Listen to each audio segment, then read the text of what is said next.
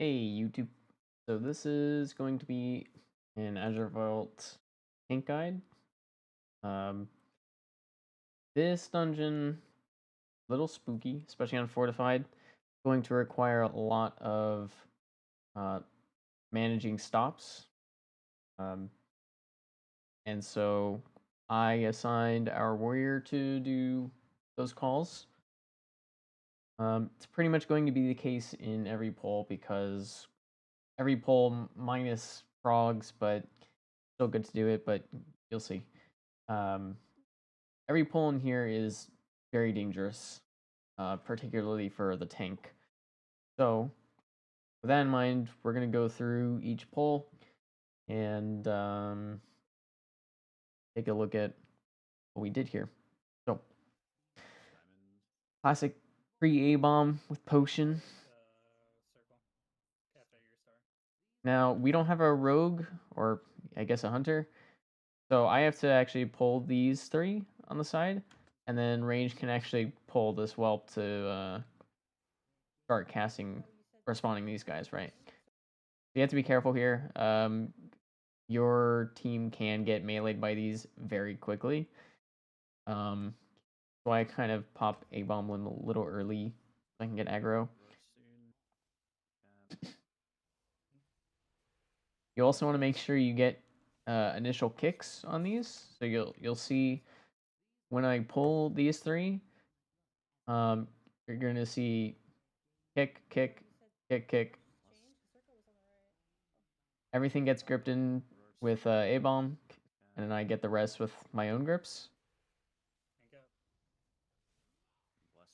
And you'll see we're going down the line with our AoE stops here, trying to stop mostly the piercing shards, but it's also good to do it on the actual casts. Assuming, well, chances are if you're hitting the casts, you're probably also hitting a piercing shard, right? But it is good to also stop that cast for your team's sake. So this is also Sanguine week, which is pretty tough to manage on in this dungeon. There's a lot of mobs that cannot be moved, like this Tinder and the Crystal Thrashers that you'll see. So for this pack, we only have 1 minute CDs here. So we're kind of pulling small. We're pretty much trying to get rid of these lashers.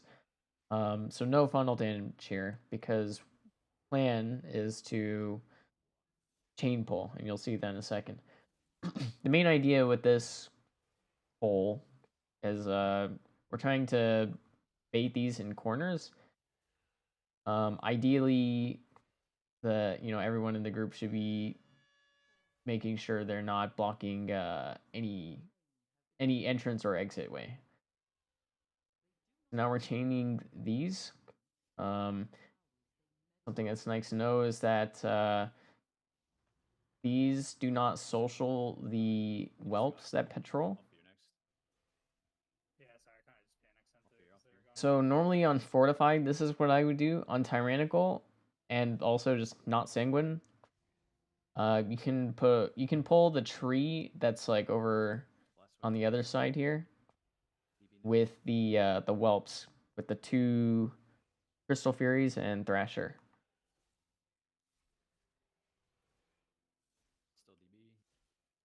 It would be the same set of stops as the first pull going down the line, and we even do the same thing with this pull too.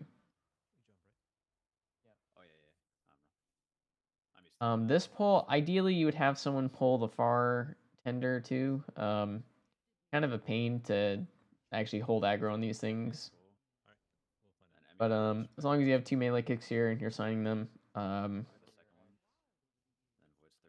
then you kind of just want to, again, ideally you'd pull all 3 of them soon, or like in quick succession, so that you can actually start using whatever CDs you have.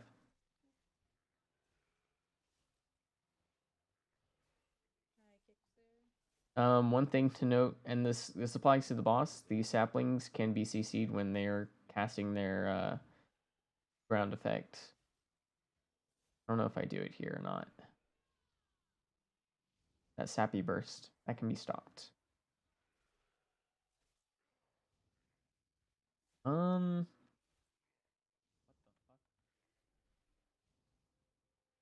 Yeah, I can't think of anything else that needs explained here.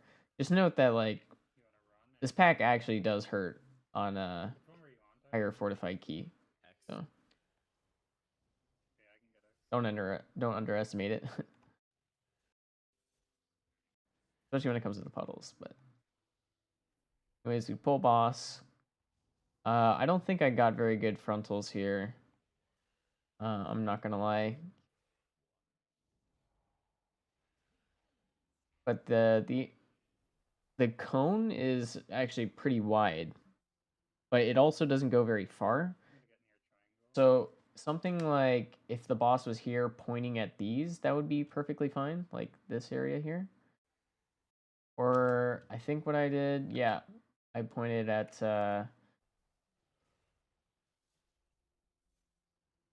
these. I don't even know if you can see it. These two, and then see those. I got all of them. Cone is very wide.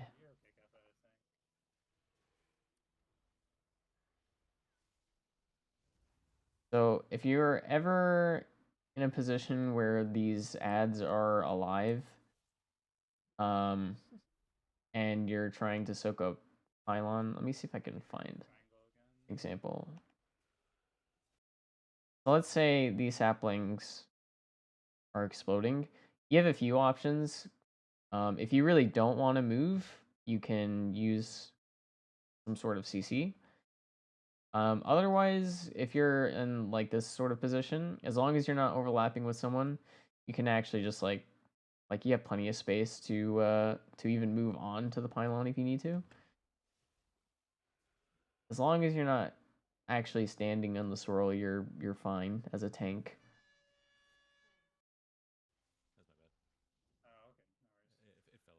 Going ahead. I guess hmm,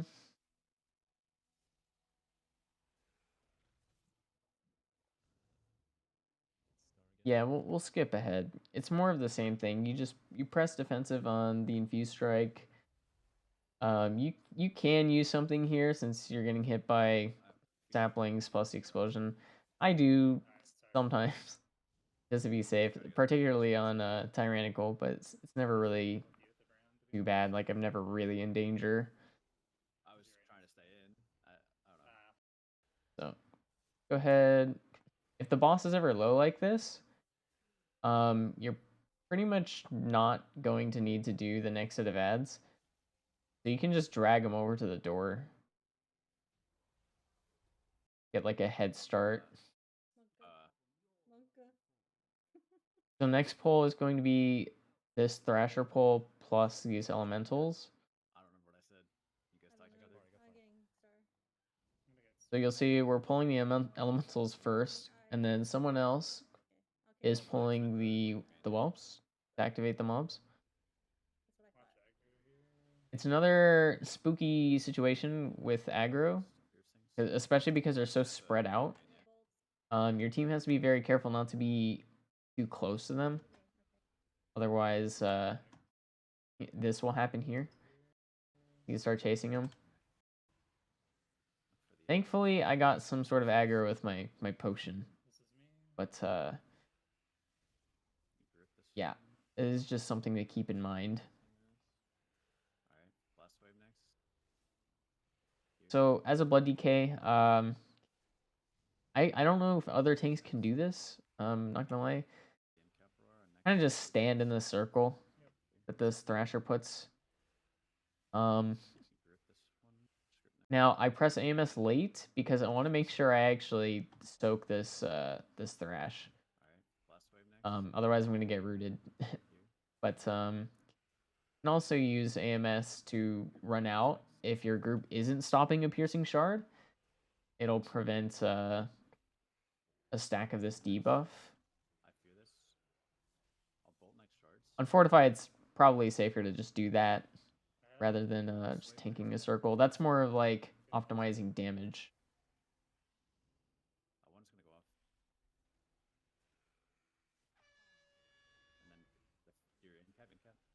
So this is yet another pull where we're just constantly rotating stops. If you're worried about dying on these kinds of pulls where you need all your focus on surviving, it's good to have someone else do these calls. The worst thing that can happen is the tank dies. So trust your team, and that's really the key to this dungeon on Fortified. And even on Tyran, like once you get to a certain point, like the trash is still pretty scary on Tyran. So we lost this pull just to get off cooldown. We have a bad pat here, and yeah, it's a bit of a pain to group up if they're too far.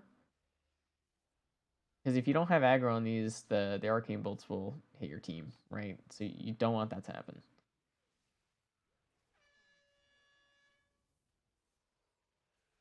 So again, another pull of just rotating stops. These arcane bolts will hurt your tank.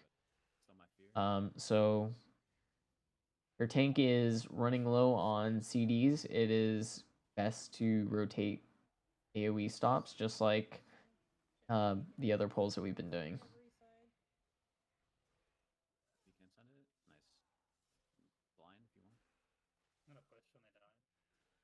Okay.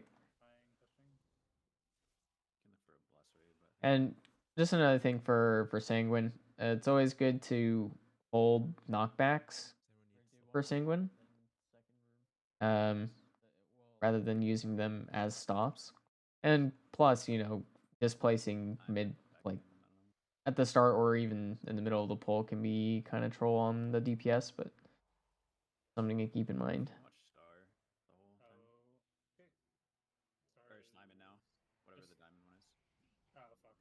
So again, this is just another pull where you want to rotate CDs.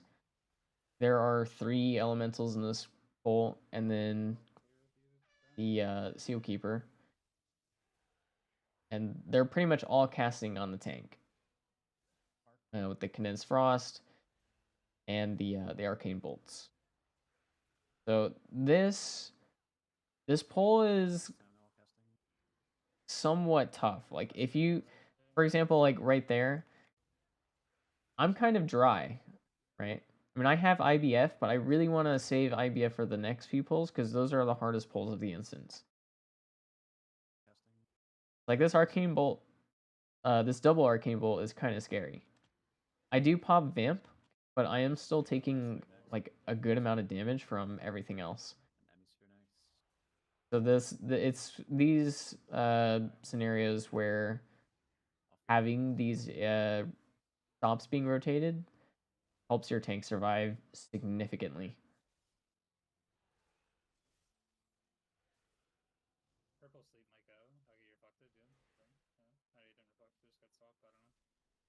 Oh yeah, and you learn that you can spell reflect the Waking Banes. It's a little weird in Sanguine Week. Kind of, sometimes it's not ideal.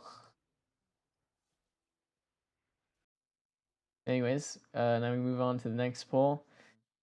This poll here is a little spooky. But it's only going to get worse from here. You want to be very careful. These 2 guards are going to cast 1 by 1.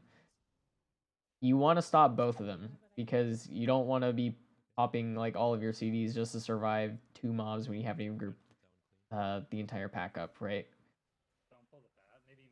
So you can use a stop of yours, or again, just have your team call it. Now these ice cutters are actually pretty hard to stop. You have to keep in mind Discord delay, and just like the action of speaking, like saying who's next. That takes time. These ice cutters are I think 1.5 second cast or something like that. So you are going to get hit by ice cutters regardless.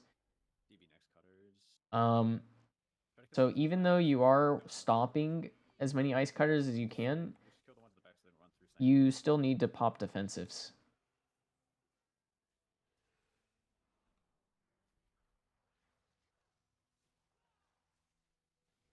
So in this room, as long as it's not bolstering, you really want to be shooting to chain as much as you possibly can. So now I am walking into the lieutenant. I'm planning to tank a little bit of this. So I have vamp up, and then I'm also gonna AMS, I think, here. I have umbilicus shield now. Should be AMSing in a second here. There it is. Now, with this self or the frontal, I'm gonna push them off of them in a second. oh, I take this for quite a bit actually. With the goal being that I want as much damage on it as I possibly can before chain pulling. Because kiting this much can actually hurt DPS. So now we decide to chain because the first caster is low. Ideally, you would have only one of the casters up at a time. Same thing with the attendants; they spawn the swirls on the ground.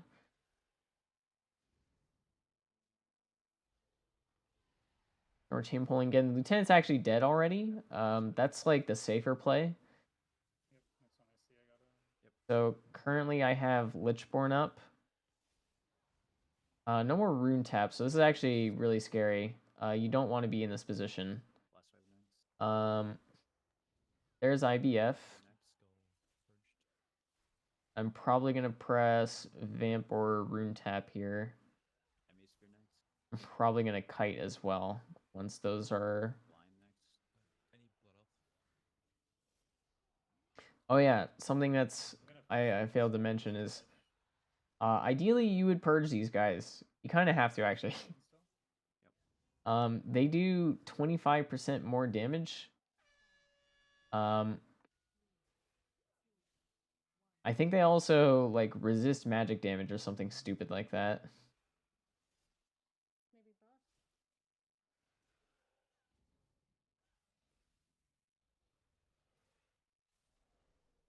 Okay.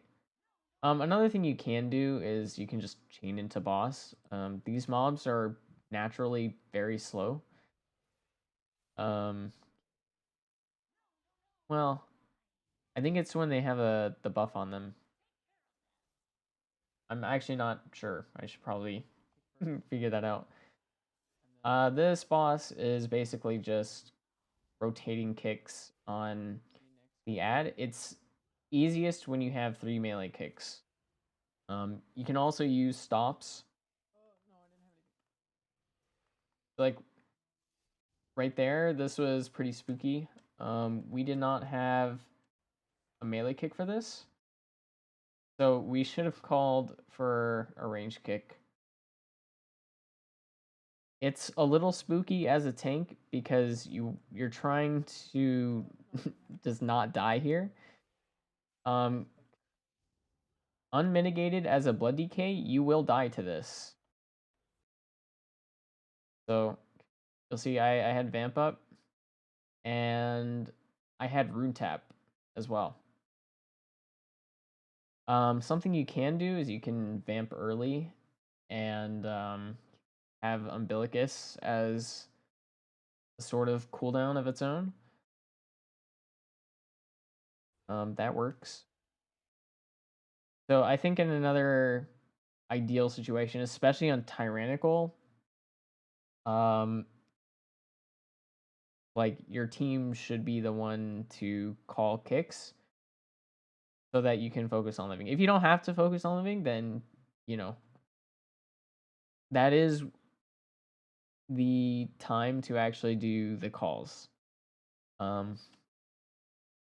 Remember, you want to stay alive. That's the goal.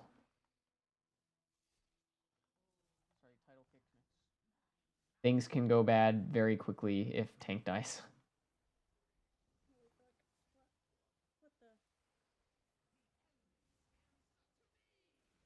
So since we have a Shadow Priest, what we opt to do is we actually leave these ads up like around 20%. This gives them Twist of Fate, which is I think 10% damage. And it just helps the ad phase go by quicker.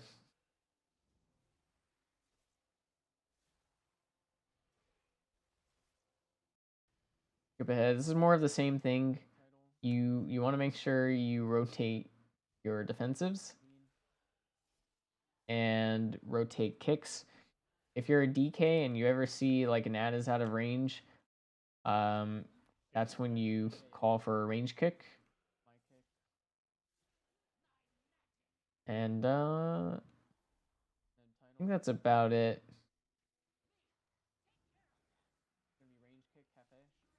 Yep, so right here I call for a range kick. And then I grip in. So we'll skip ahead here. It's more of the same thing. Okay.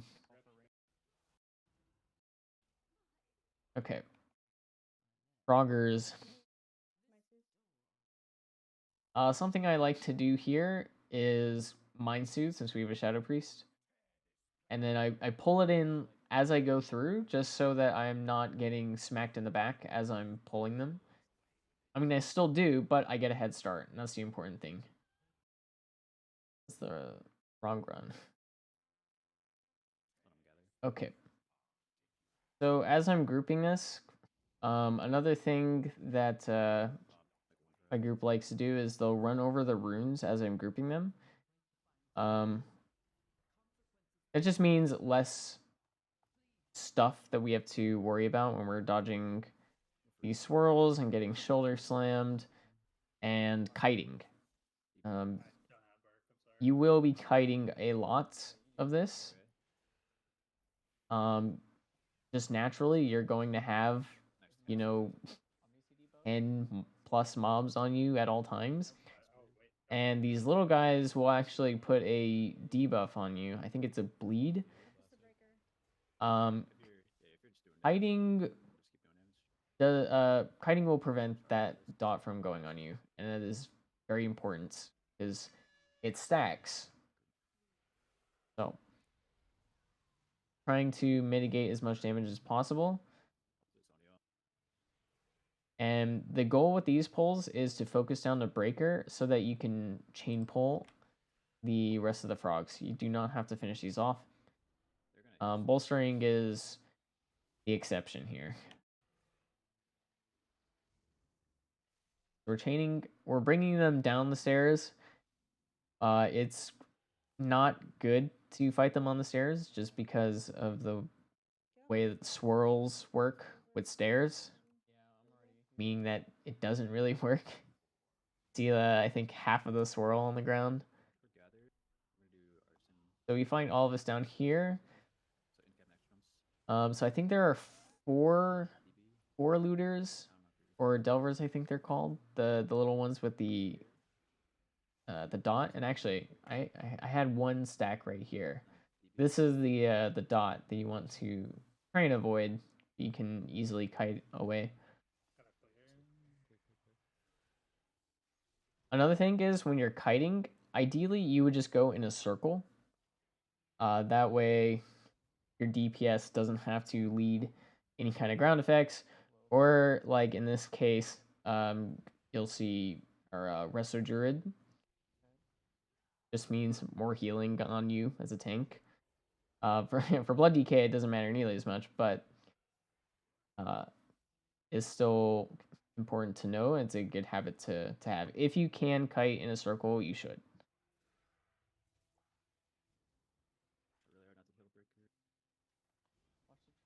Now in this case, since the breaker is dying, I want to be moving toward where I want to go. So I'm already here, which means more time saved. So I pop A-Bomb Limb early just for aggro. So I don't have to worry about it. And also, like, since I have a Whetstone and A-Bomb macro together, like, as long as Whetstone is hitting a target, it's going to do full damage. So it's not a big deal there. I lose a little bit of A-Bomb Limb damage, but it's fine. I think it's just better to have them quickly grouped up and not worry about aggro. I also made a mistake here. I missed a frog. It was just in the back. And then, so again, more kiting. When these mobs die, you want to make sure that your DPS isn't baiting the frogs on top of sanguine. Very important. Otherwise, this pull will take way longer than it should. It's especially bad if you heal the breaker, just because on fortified it does a lot of damage. So that's pretty much it. Since we have a Shadow Priest, we can Mind Soothe these guys, and you can hug the outside. If you get too close, you pull. So, this boss, there isn't really anything to even talk about. You can AMS the like every other frost bomb. You can use like Zephyr and AMZ and rotate them for each one of these, or otherwise personals. Ideally, personals would go to the Icy Devastation or whatever. Yeah, Icy Devastator. This mechanic here. But yeah, usually on fortified, it's not a big deal.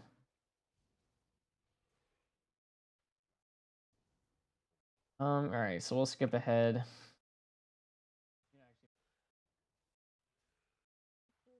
So last boss, they changed how the orbs work, so they no longer follow like the healer or whoever it may be. So with that in mind, I guess I'll go over the tank buster first. Pretty simple. We just rotate CDs. In case of Blood DK, it's Vamp and then AMS.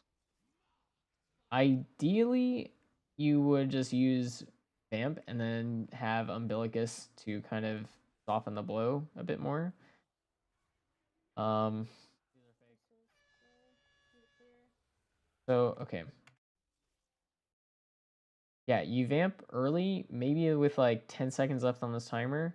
You cancel the Umbilicus and you get the shield early with the 40% buff. And it's also just on demand, right?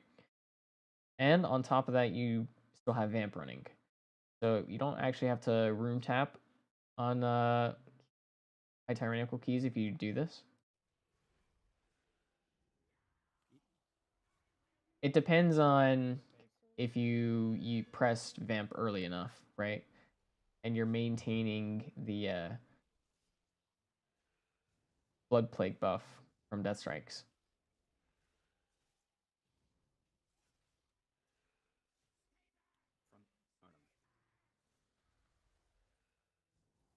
So this is the sort of danger right here. when he casts this knockback into Dragon Strike, this is the ideal situation where you would use AMS. I think, yeah, I just press Rune Tap. But on Tyrannical, if you cannot Death Strike the full HP, and like reliably,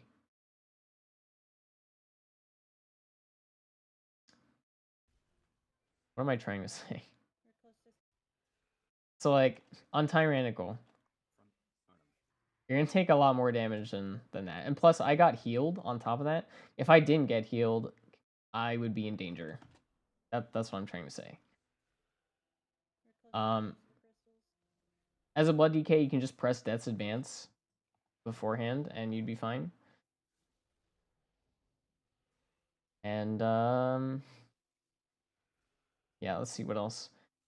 I know that Fire Mage here was wanting me to move the boss on top of the crystals. That is something that you should also do, just to get that cleave. Oh, and another thing. Let me go back to the last crystal set. So when they change these orbs, and I guess this was the case before, I just didn't notice. But when you phase him as he's casting Arcane Eruption, he doesn't recast, and these are actually fake. So you can stand on them freely. Like right here, for example. They'll go away eventually, but... Yep, there they go. I think that's it, really. That's pretty much the boss, and that's Azure Vault. So, hopefully that helps. If any questions or suggestions, leave them in the comments, and I will be sure to fun.